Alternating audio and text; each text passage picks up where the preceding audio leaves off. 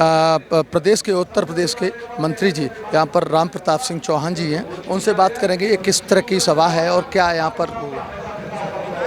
देखिए, भारतीय जनता पार्टी ने जो लक्ष्य लिया उसको पूरा करने जा रही है और आज हम फतेहपुर सीकरी लोकसभा क्षेत्र में एक बार फिर से फतेहपुर सीकरी में कमल का फूल खिलेगा और हम लोगों ने आह्वान भी किया है कि जब मोदी जी के गले में कमल के फूल की माला हो तो यहाँ का भी कमल का फूल फतेहपुर सीकरी का राजकुमार चाहर भी हो।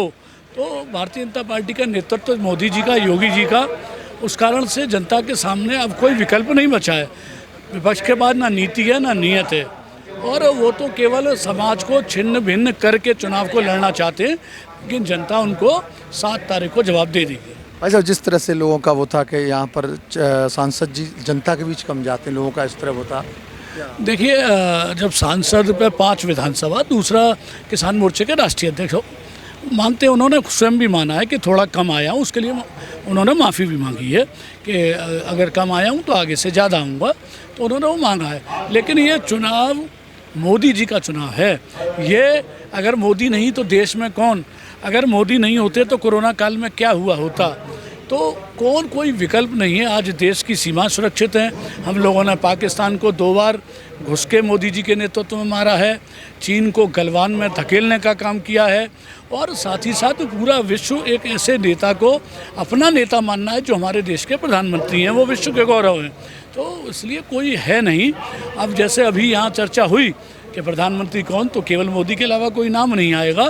तो ऐसे ही मुझे लगता है कि वो नेतृत्व इतना शक्तिशाली है मोदी और योगी का कि उसको कोई पछाड़ नहीं सकता। उत्तर प्रदेश में आप देख लो कि पहले खाली प्लॉट पे कब्जे, सपा ने तो नारा दिया था खुली दुकान तुम्हारी और बंद दुकान तुम्हारी और खुली हमारी। आप तो मीडिया के सम्मानित पत्रकार बंधु हो, मीडिया पर हल्ला बोल के माध्यम से मीडिया के संस्थानों पर हल्ला बोला था, अखबारों की प्रतियां जलाई गई थी, अखबार बंटने नहीं देते थे, अपराधी अपराध करता था और थाने में बैठता था, पीड़ित बाहर रहता था। अब ऐसा नहीं है। आज अपराधी को उचित स्थान पर योगी जी ने पहुंचाया है।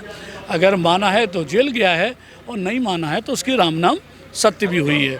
आज जब उन्होंने कहा कि माफिया को मिट्टी में मिला दूंगा, तो आज माफियाओं को मिट्टी में मिलाने का काम किया है। संगठित गिरोह समाप्त हो चुके हैं। तो इसलिए अपने आगे आने वाले भविष्य, अपने बच्चों के लिए आज जनता से हम लोग आह्वान कर रहे हैं कि मोदी का नेतृत्व तो केवल भारतीय जनता पार्टी के कार्यकर्ताओं के लिए ज़रूरी नहीं है, इस देश के लिए ज़रूरी है। हमारे जो छोटे बच्चे हैं उनके लिए ज़रूरी है। हम संपूर्ण समाज एक होके और नरेंद्र मोदी को जिताने का काम करें, नरेंद्र मोदी को फिर से प्रधानमंत्री बने, यही हम लोग आह्वान कर। आज जिस तरह देश की कई पार्टियां मिलकर के इंडिया गठबंधन बनाया, वो कहते हैं मोदी जी की विदाई है, तो क्या होगा? देखिए, कहने में विपक्ष तो यही कहेगा, उनका तो काम यही है। सनातन के विरोधी, प्रभु श्री राम के मंदिर के विरोधी, राम मंदिर के निमंत्रण को ठुकराने वाले ऐसे लोग, तुष्टीकरण के करने वाले, वो कहते हैं कि संसाधनों पर पहला अल्पसंख्यक मुस्लिमों का अधिकार होगा। ये सब चीज़ करने वाले लोग, उनको कैसे जनता स्वीकार करेगी। और मैं आपके माध्यम से जनता से कहना चाहता हूँ कि सब लोग एक हो जाओ, एक होके और अपने देश की संस्कृति की रक्षा के लिए, सनातन की रक्षा के लिए आज भारतीय जनता पार्टी नरेंद्र मोदी की सरकार बने, ये बहुत आवश्यक है। वो अंदर की चाचा शिवपाल की अंदर की भावना निकल रही है, ये सब जान रहे हैं। अखिलेश यादव भी जान रहे हैं, राहुल गांधी भी जान रहे हैं कि भारतीय जनता पार्टी जीत रही है, ये सारे लोग जानते हैं। तो होता नहीं, कभी कभी सरस्वती जीवान पे आ जाती है, तो वो सरस्वती उनके जवान पे आई है, तो उन्होंने खुद कहा है कि भाजपा को बड़े वोट से जिताना है। तो आज की जो सभा हुई है उससे क्या लग रहा है आपको? नहीं, निश्चित रूप से भारतीय जनता पार्टी के पक्ष में मतदान होगा। तो ये अभी विधायक जी ने बताया था। अब बात करते हैं ये पूर्व जिला अध्यक्ष श्याम भदौरिया जी। भाई साहब, आज सभा हुई है,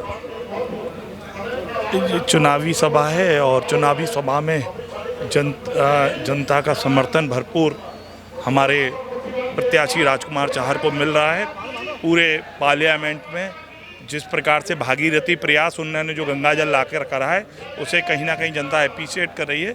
कुछ उनके अंदर प्रवास, चूँकि राष्ट्रीय अध्यक्ष होने के साथ प्रवास में थोड़ी कमी थी, उनका आना कम हो पाया, तो उसके लिए इतनी नम्रता और विनम्रता की पराकाष्ठा करके उन्होंने जनमानस से बहुत सहयोग की अपील की है कि मैं आप लोगों के बीच में रहूँगा, आपका बेटा हूँ, गरीब किसान का बेटा हूँ, मेरा मदद और सहयोग करिए, क्योंकि देश की जनमानस नरेंद्र मोदी को प्रधानमंत्री के रूप में देखना चाहती है। देश का जनमानस चाहता है कि अब भगवा सरकारें बननी है तो भगवाई सरकार बने, राम मंदिर बनाने वाले ही प्रतिष्ठित हों, 370 को हटाने वाले प्रतिष्ठित हों। अब कोई इन लोगों को देखना नहीं चाहता जो राम सेतु के तोड़ने की बात करें और जो रामायण को कपोल कल्पित बताएं। इनको रिटायर कर दिया जनता ने, ये लोग तो खाना पूरी कर रहे हैं। चुनाव तो हो गया और भगवा के पक्ष में हो गया, चुनाव हो गया, भगवा पक्ष में हो गया। यहाँ पर जनता, जिस तरह जनता की वो थी कि चारजी आती नहीं है, आज की क्या लगा सभा से? क्या जो दिल की जो पीड़ा थी कि चारजी आती नहीं, वो सब माफ हो गई? हाँ, बिल्कुल माफ हो गया। क्या होगा, वोट किसको जाएगा? नहीं, बीजेपी को वोट जाएगा। बिल्कुल बीजेपी में, 400 पार बीजेपी में, बीजेपी में जाएगा। इस तरह से देखा, यहाँ पर सभा को देखा था, कुछ कहना, क्या कहना चाह रहे हैं? बीजेपी के आदमी ठोस बीजेपी वोट देंगे तो वो आतंक ढाड़ी करके कहना ही। अच्छा, अब जो कहने वाली कोई बात ही नहीं है। यहाँ पे तुम देख सकते हो भाजपा के लिए सारा समर्थन यहाँ पे लगा हुआ है, हजारों की तादाद में यहाँ पर संख्या बैठी हुई है। वोट फॉर सिर्फ बीजेपी को, अब की बार 400 पार। अब की बार 400 पार। इस तरह से यहाँ सभा हुई थी, सभा में बोले थे, बताया था कि यहाँ पर जो सभा हुई और जो आरोप थे जनता के कि जिस तरह से वो आते नहीं, वो सब माफ़ हो गए और जनता अब भारतीय जनता पार्टी को जिताना चाहती, इस तरह लोग कहना था।